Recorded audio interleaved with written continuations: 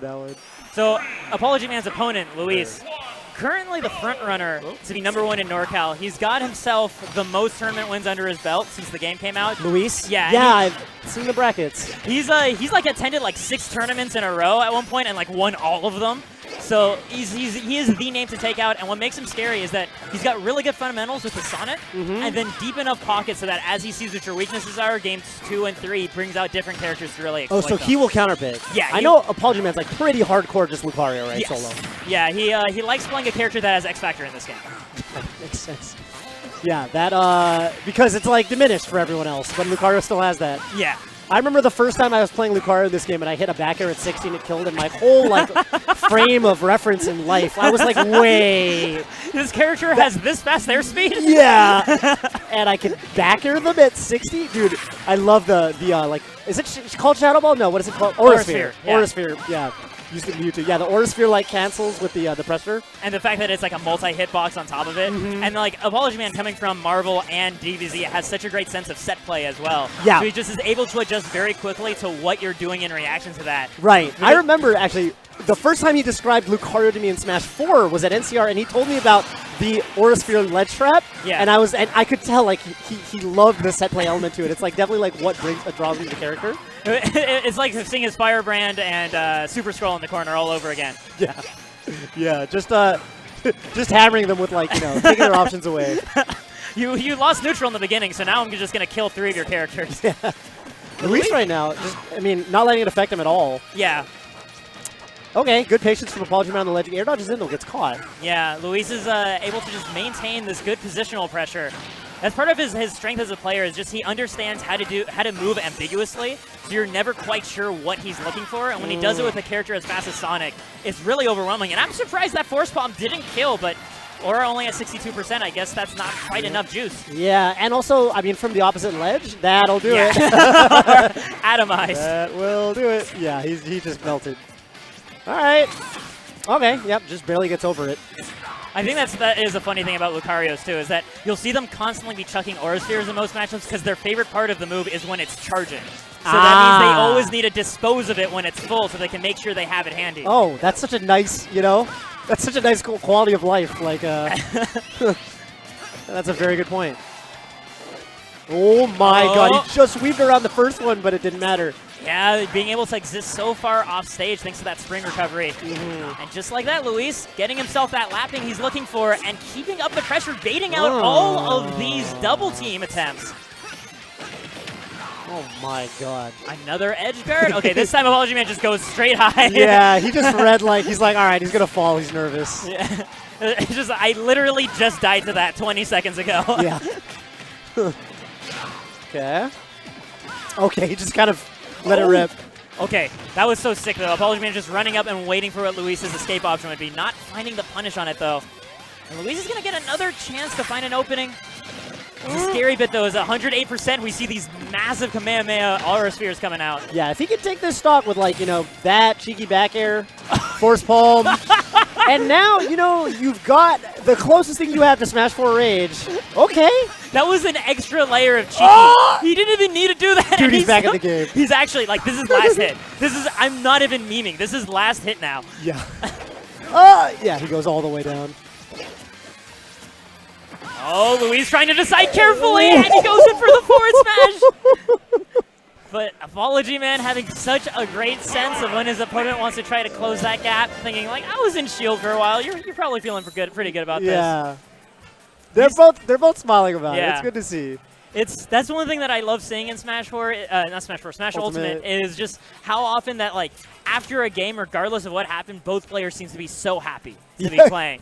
It's so rare that I just see the absolute shattered look in people's faces like what happened in previous installments. Yeah. Well, to a certain extent, the game's still new. It's so true. Sometimes you lose, you're like, all right, I didn't know that was a thing. And you don't know how dumb of a thing it is yet. So you're like, maybe I can get away from it in this next game. Right. Versus, you play the same game for you. In Melee, dude, people lose to, the same stuff they've been losing for the last 10 years of their life, and they're just in the sunken place. Oh, man, I lost to another Falco. I flew across the country for this? Yep. I could do this at home. The Doc. Doc, okay. All right. So yeah, I was just going to ask, Doc in Smash 4, like, really you didn't have much reason to play them over Mario? What is the strength in this game? Because I know they're better. Okay, so Luis puts it the best, which is Doc is the one character that's still playing like it's Smash 4. Where if he finds himself in just that right situation and gets to the read, he'll take your stock super, super early. And one of those situations is when that happens often, because the conventional knowledge against a character with this short range is just, I'm going to keep backing up and keep forcing him to approach. Sure. But if you corner yourself against him, he can either hit you with a pill and up B or down throw and tornado, and both of those things will kill you at like 60% if it's at the ledge of the stage. So you really don't want to corner yourself against this character, but then you have to fight Mario with stronger power right in neutral. Okay. Now, Luis's Doc is probably the scariest character in his arsenal, in my opinion. I haven't seen anybody be able to make like quick work of it. Okay. It looks like slower mobility, right, than Mario, but... Being a Mario main back in Smash 4, though, a lot of those fundamentals still carry over. And look at that was tight. He's comboing him off it. Yeah, look, he's dead. Oh, my dude. He doesn't get the stage spike on one side. He literally just corner carried him and then killed him on the other. That was crazy. This is so sick. And Apologyman, the nice thing about Lucario is he does get aura when he's at stock deficits, right? Extra aura. Yeah, I think in this game it's not as much as it was in Smash 4. I think the number is more like a functional 20% for every stock you're behind. So right now he's kind of functionally at like 80%. Like 80, aura. okay. Yeah. So yeah, this is definitely some strong stuff. Oh, looking for the stock. I thought it might be the up B again. Apologyman trying to find that aura landing, not going to find the backer right afterwards. I was going to say, okay. Yeah. Respect my recovery. Like, just get out of here. Yep. Looking for that double team. I love the wait by Apologyman because he recognized with that much aura, he get extreme speed from the very tip of the blast zone. So he didn't rush it at all. And the extra aura, oh my god.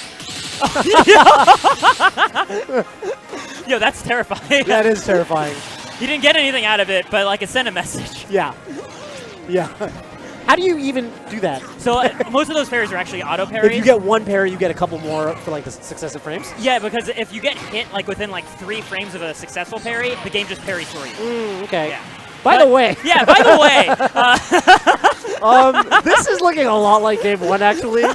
Oh my god. Is Apologyman going to do this? Dude, if he catches another like air dodge with the Aura Sphere, he gets back into it. I mean, yeah, at 130%, give it 30 more % on Luis, and he's once again at death %. Yeah. Oh, doesn't get the follow-up after the pill. That's really huge, but the back air is going to do it. Yeah. Yeah, a lot of stuff will kill at that % for what it's worth. But yeah, you can see even from like Vinny's body language, he was looking for something a little bit cheesy. Man. It was literally a 10-second stock. They both just had their second stock explode against each other. Yeah, that was like a 2-stock match. That was crazy.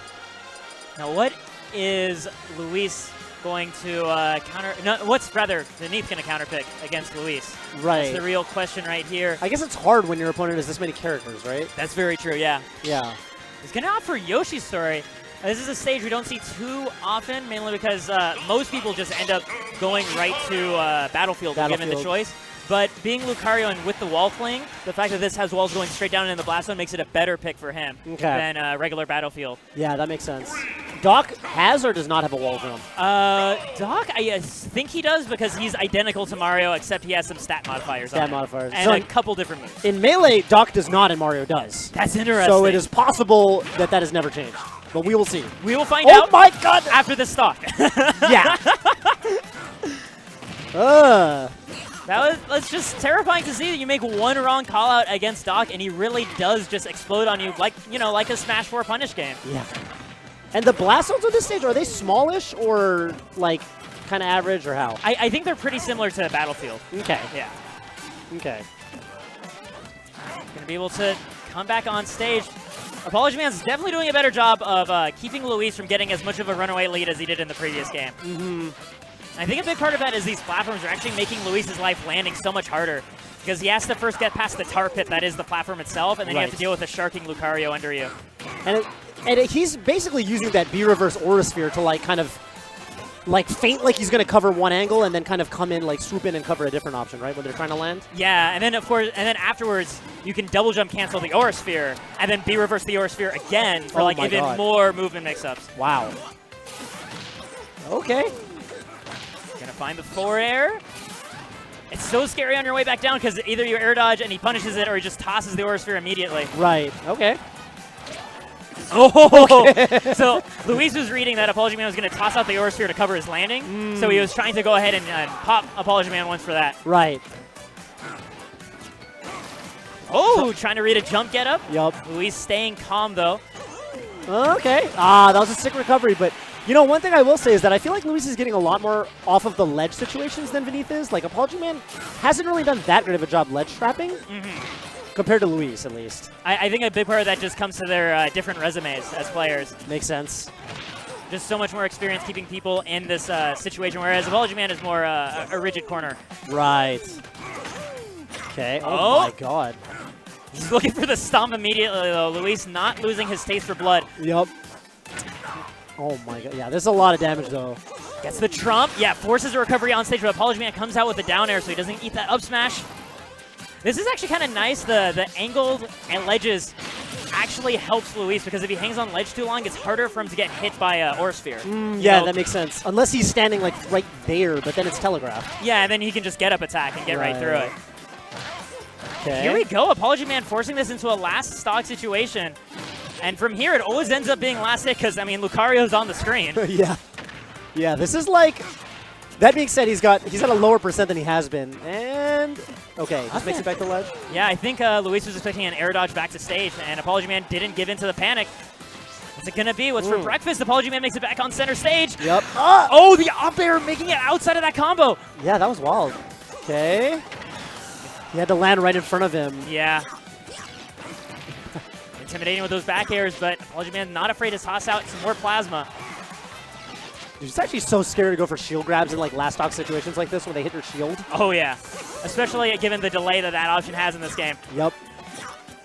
So many back airs. Ooh, and again, the thing is, Apologyman is not afraid of it. Yeah, he's playing like right in the danger zone. Oh my god, he goes all the way off stage. He's going to have to regrab, and this is a huge opportunity. No, punished by Apologyman. Yeah, he just got killed, and that's the back air. Just a moment too slow to get the roll get up. I think he was expecting Luis to be scared and to throw up his shield. Yeah. Tried to get to the force bomb, but Luis immediately to the skies and finding the back air right afterwards.